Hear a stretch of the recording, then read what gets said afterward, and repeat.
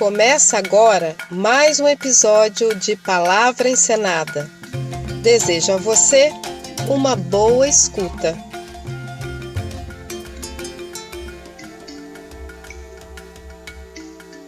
Sejam bem-vindas e bem-vindos. Essa leitura é feita pelas atrizes Bianca Martins e Vanessa Malvar, da Companhia Bivande Teatro de Paraty. Nosso autor de hoje é Daniel Munduruku e seus contos contados são Apenas Filhos e Todas as Coisas São Pequenas, do livro Das Coisas que Aprendi. Boa escuta! Aprendi com os meus parentes que somos filhos da terra.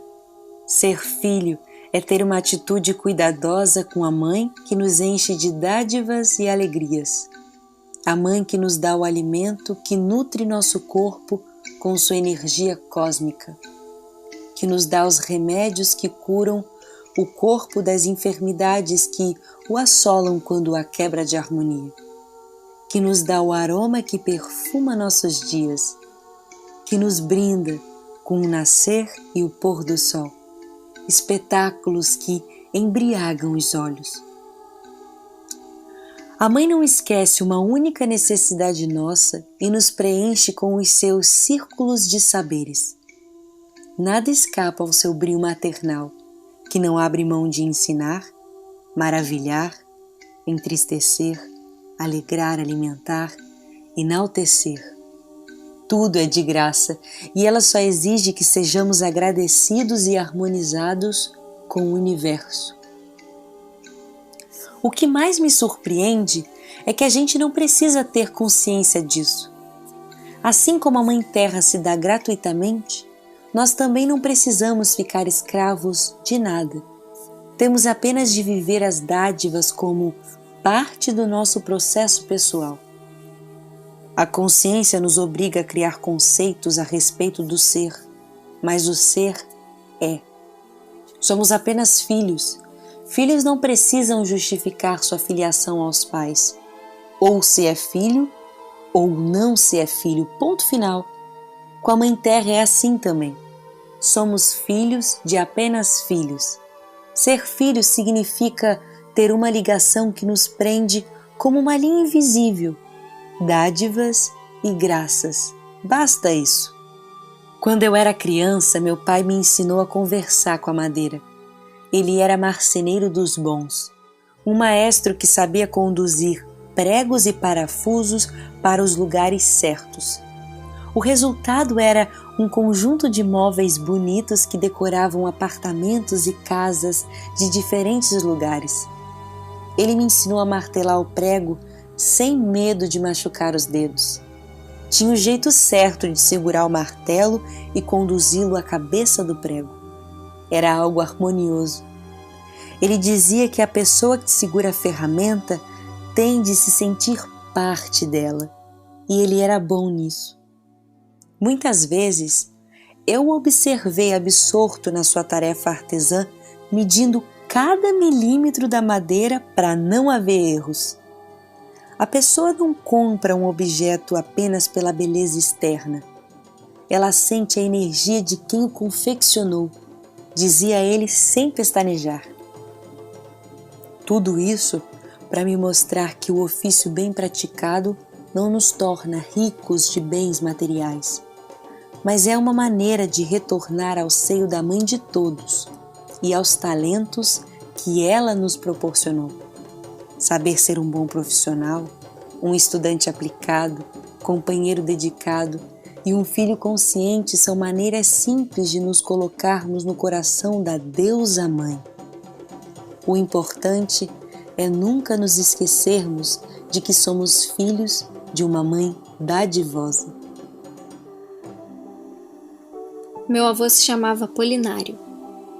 Era um velho, bem velho, quando deixou esse mundo para se encontrar com os ancestrais. Era também um curandeiro, pajé dos bons, capaz de encontrar a doença apenas com o seu treinado olhar. Via além, para além do corpo, para além dos males, para além da alma. Era uma pessoa feliz, não buscava o sentido das coisas, mas sentia as coisas em sua própria natureza. Não se sentia acima, mas parte do mundo. Algumas vezes o vi conversando com o invisível. Ao menos era o que eu pensava quando o vi articulando palavras em conversas inaudíveis com as águas do igarapé ou com o tronco de uma árvore. Ele tinha o dom, pensava eu. Ou era maluco, eu concluía.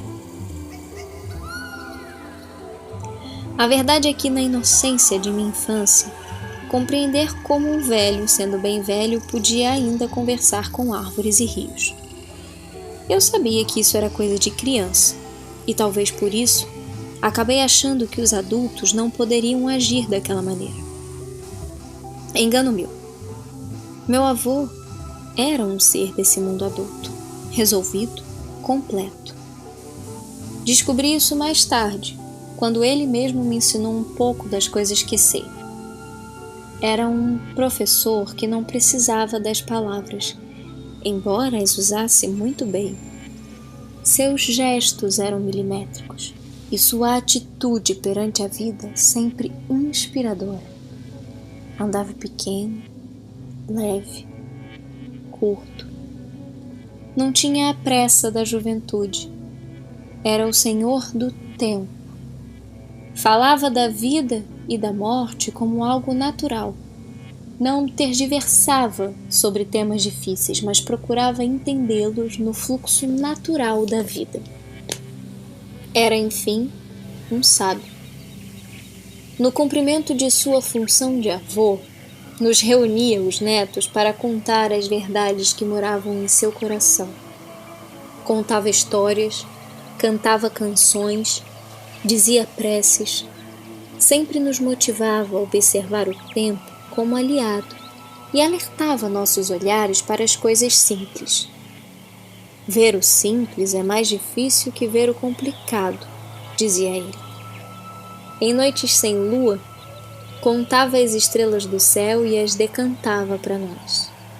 Um dia, triste por conta de experiências mal-sucedidas na escola da cidade, ele me chamou a um canto e mandou que eu ouvisse o igarapé.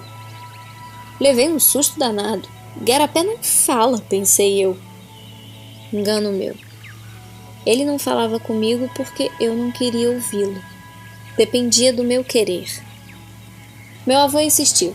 Fez-me sentar ao lado de uma queda d'água e ordenou que eu ficasse quieto. Fiquei, a contragosto. O rio não falou comigo, mas meu avô falou as palavras do rio. Ele disse: o rio só se inflama de ira quando algo interrompe seu curso. Dentro dele há o sonho de se encontrar com um grande rio, o mar. É uma voz ancestral que o torna capaz de enfrentar os desafios, os obstáculos, as dificuldades. Se ele deixar de ouvir essa voz, terá aberto mão de seu sonho. Quando alguém abre mão de seu sonho, fica triste, apodrece. Quem brinca nas águas podres de um rio? Ninguém. Quem fica perto de alguém triste? Ninguém. O rio existe para correr, para singrar, para estar em movimento. As pessoas também. Aprendi com meu avô que é preciso ser livre das coisas para poder ser feliz.